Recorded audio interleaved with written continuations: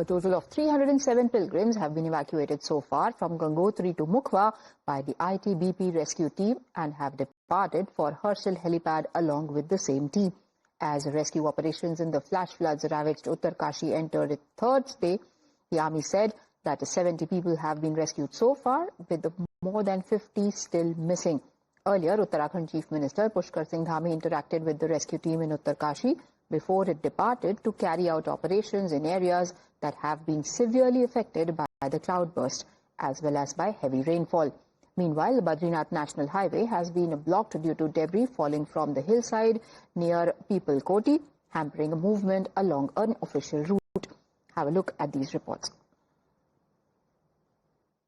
We are reporting from one of the area in Uttarkashi which is worstly affected by the landslide. We'll show you the pictures that how landslide has cut off the entire route, the bridge, and not just the bridge but also in fact the road has completely collapsed. You can also see that how large portion of hill slopes have been collapsed, blocking key roads and cutting off several villages as well. Show the visuals of JCB also, how it is trying to remove the debris, clear the road and also clear the trees over here, the mudslides that have taken place, and this is the manner in which the roads are being cleared. Now we'll move forward to the other place, in fact to show that how cutters are being used to cut the large stones that have fallen from the upper extension. However, yes, the terrain is difficult, but yes, again, the continuous efforts are being made by the rescue team to reconstruct this road. Also remember that these multiple machines have been deployed. They include JCBs,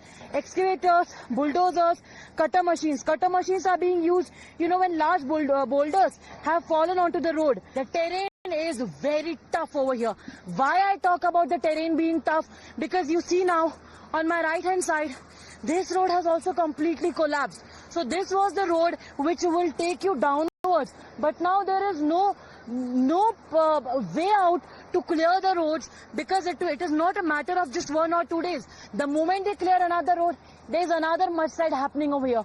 So that's why they have to be deployed over here 24/7 so as to make this passage clear. And once this passage is clear, then only, viewers, the vehicles will be able to be passing through this entire area.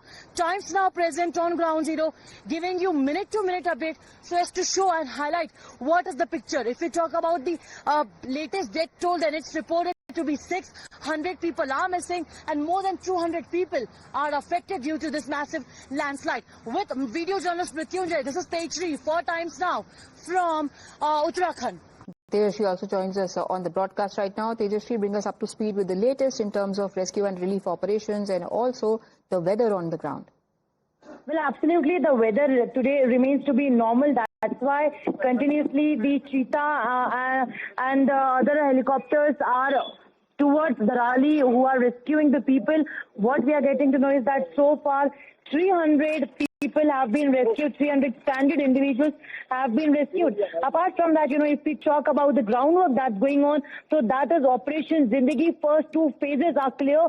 Now the third and the most challenging phase is in Gangdani, where they have to make a belly bridge. This belly bridge will be important because it's an adjoining way towards the Raleigh. That is why it stands to be very much important. And in fact, that entire bridge completely collapsed. The Times Now did file a report from... All right, please stay on with me because we'll now have to cut across live to a press conference being addressed by